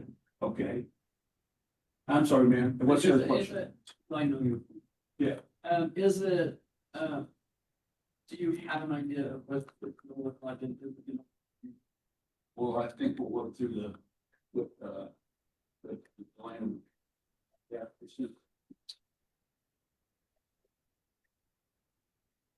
Any further questions from public? There, then we can't make. What further neighbor? We had a motion to approve. There's a second. Second. In favor? Aye. Aye. All opposed? Here. Here, One opposed. sorry, Stephanie. June, was yours in favor? Aye. No, it's a no. Okay, so minute 6-2 favor. Wait, I think Stephanie's trying. Stephanie, are you? Stephanie? No, type what you want. She can't. Type it.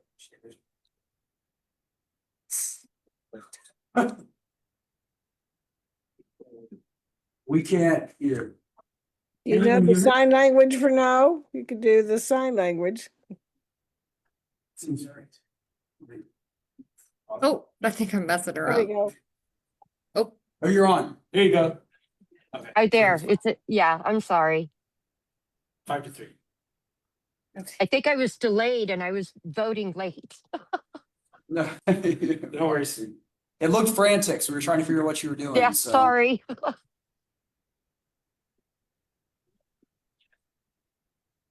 Moving on to zoning case 2025-52.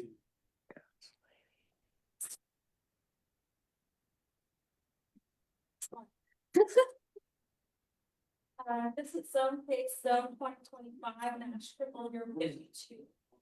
Applicant takes from limited industrial to family.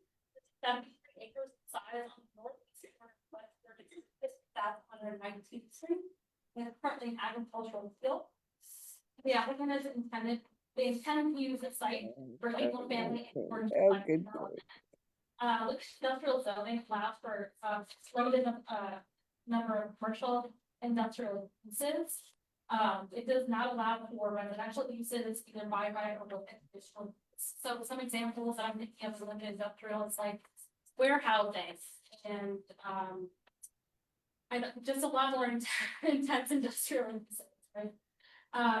So two family zoning allows for single and two family residential dwellings. The development standards would change if the zone change for classes as approved, and that's listed in your table on page 2 here. So this lot, should the lot be subdivided, they would need to submit a plat to the planning department for review, and that's presented to the subdivision, from the advisory committee, as an amendment all the area plan commission. The character of the neighborhood is agricultural and limited to residential. Property to the north was recently approved for the chamber back from single family to two family. That was last year. And then to the south, they have industrial park airport district with a protected overlay and single family in the county. The IPA zone property is owned by the applicant, who's agricultural field. And then the SF20 property is a single family dwelling.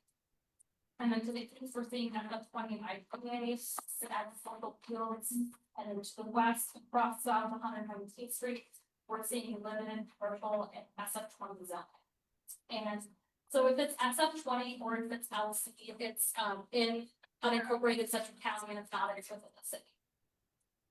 So it's not platted, and platting is required to issuance of building permits. In 2012, the Board of County Commissioners, they expressed an objection to request of single families within industrial, along with the condition of use for planning and reporting, and then it was up to advance city Wichita in 2014. The requested zone change is governed by the community investments plan and it's in conformance with that plan, because it identifies the site as primarily appropriate for residential uses. And then the location of guidelines for expansion of existing uses to adjacent areas. So immediately north, as I mentioned, they have single family and like, or it's what am I trying to slated for? Thank you. Slated for single family duplex stall. So staff is recommending approval of the zone change request subject to the factors which are in the staff report. I haven't heard anything from the public, but again, when it comes to the notification area, when you look at the property zone in yellow, there's actually no house there yet. So that may come into consideration of notification. So we can scroll down to zoning map, and then we have the future growth concept map, and then we have site photos. And with that, I understand. Yes. Question, unrelated to this case, but how does the future growth map get decided? How do we decide what goes where? That is a great question. That is not within my division. Within it requires just a lot of my understanding that it requires a lot of census data, research, current and anticipated land uses, growth projections, etc. Way beyond our capture. So the guy who the gentleman who created the updated the future growth concept map, he retired in 22, started in 89. So he has a lot of years of experience in If he wasn't retired, he'd be already for that, yeah. And then second question on that, it's set for 2035. You know, when we get a new one, or how long they last? I believe we are working on one right now. Okay, cool, yeah, thank you very much. That's it, every agent present for questions or? Yes. Is there anything you'd like to add? Any other questions from the board? Comments? Questions from the public? Comments? Make a motion to approve. Second, we have a second from Wally, all in favor, aye. Aye. Hi. All opposed? All right, I saw everyone online raise your hand for aye, so we're good. All right, thank you, Christina. Thank you, everyone. It's been a long. Good job. Thank you for some time off. All right, moving on, board agenda, we have some updates, issues and reports from Councilmember Glasscock. I don't have anything to report unless you have updates. That is a lie, with the exception of city manager interviews. Coming up on Monday, the finalists will be presented to the city council. There'll be 3 finalists, theoretically 3. I don't know how many, actually, it'll be a limited number. That'll be presented to city council. We begin that process, I think tentatively November 17th is when we do the interviews. There'll be public forums as well. Those will be announced, I think, on Monday at the press conference, and we announce the finalists that will be coming to Wichita. And those are the ones that we choose from. So I'm looking forward to that process. Other big thing, hopefully, I still have every intention by December of this year to present a sales tax referendum to the city council that would hopefully be voted on in March of this year. I plan to bring that December 2nd. As of now, we're still hashing out the final details, working on language. That would include funding of some large capital projects in the city, a property tax reduction component, and then fully funding of the multi-agency center as well. So I hope to have that by December 2nd. I will probably have more information next week, and we'll start talking about it publicly. That's going to come for council. We would vote on it. It would go on the ballot theoretically in March if that's the will of the council, and the public to make the final determination whether or not we can implement a sales tax. The last time the city voted on was 1985. I was not born yet. We are the only city and the only first-class city in the state of Kansas that does not have a sales tax currently. And because of that, we're losing about 30% of all of our sales tax revenue from people outside our community using Wichita's services coming in there. And we're not recouping that investment. Newton technically does not have one, but they, as a former child of the mayor of Newton, Newton does not have a sales tax, but they take a higher percentage of the countywide sales tax, and so they get more revenue for it. Trying to think of what else about that. The last time that a sales tax passed in the city of Wichita, it also was tied to property tax relief in 1985. Since then, every municipal sales tax has failed. And it was the last time the city reduced the mill levy. So those are the 2 big things that go at the end of the year. Any questions? Yeah. Do we know how people apply for the city Trying to think of what is in special session, what I can say. Yes, I mean, total, we had more than 8 dozen or not 8 dozen, we had more than 80 applicants. Oh, wow. Total, Wow. And then those have been narrowed down.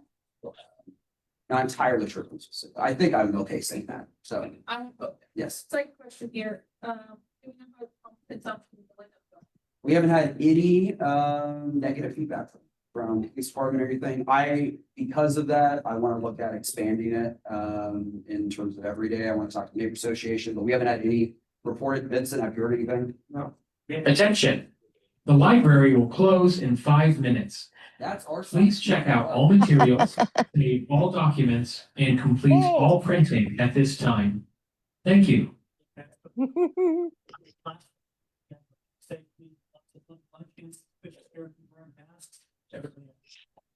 So we haven't had any problems. I would like to expand it every day. I mean, we're looking at helping small businesses on Thursday night, somebody walking down for a ball game, or on a Tuesday ball game, I think makes sense. And I have not had one thing from the chief. So I would say it's a success. We need more people to utilize it next year. And I think that's probably, given that it's only 2 days a week, I think the businesses there would see more advantage of it if it was every day. Yeah. Yeah, well, Alex has already been participating every day. So, any other questions? Yeah, Wally? Yeah, I got one thing that bothers me. I've lived with it for 20 years. You go buy a piece of property and developer and the real estate people in the open house say, this is gonna be single family residentially owned house. And this case tonight was different because it was zoned prior as commercial or whatever. So they know about it, just like I knew about it, the property behind me, so the same. I don't have a problem with that. But we hear the same story every day. People bought their house, single family. And every meeting we listen to this. Isn't there any direction we could get on these developers? I think part of it, not, I think part of it is a lot of this was zoned prior, previously. Business conditions change at some point, and that's why we have to hear it when it changes. And so there is zoning that's already in place, and we hear it when someone wants to amend what was the understanding. Well, when it's zoned single family. You know, I have a problem going amending that. When people buy it like people tonight. Well, it's, you have to vote today, so. Expected single thing. Now, you know, I understand that 500 feet on major intersections is commercial. It's like the red area in this commercial. I knew it when I bought my property. I don't have objection to that. I built a tree line behind me and the hedgerow, so I didn't have to look at it. But when they go into the development, which is told to be single family. Owners, property owners, no rental houses. That's exactly what the real estate person told me when I bought the property. Then they put part of it, they zone it for duplexes. After the fact, some 15 years after the fact, they changed that. You know, and still put it in the same homeowners association.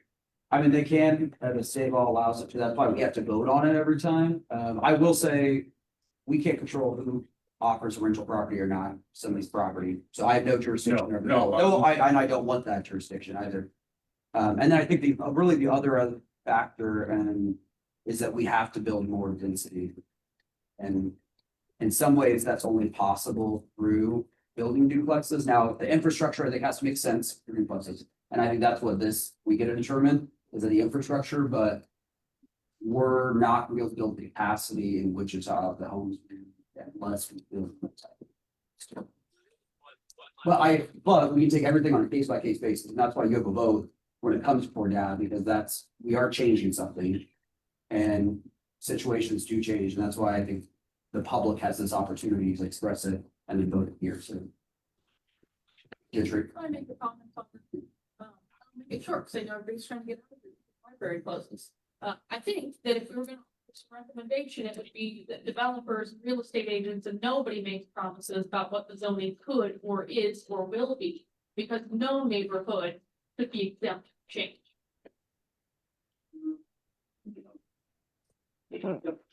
My original neighborhood with hasn't changed in 55 years. All right. Still single family. Rest.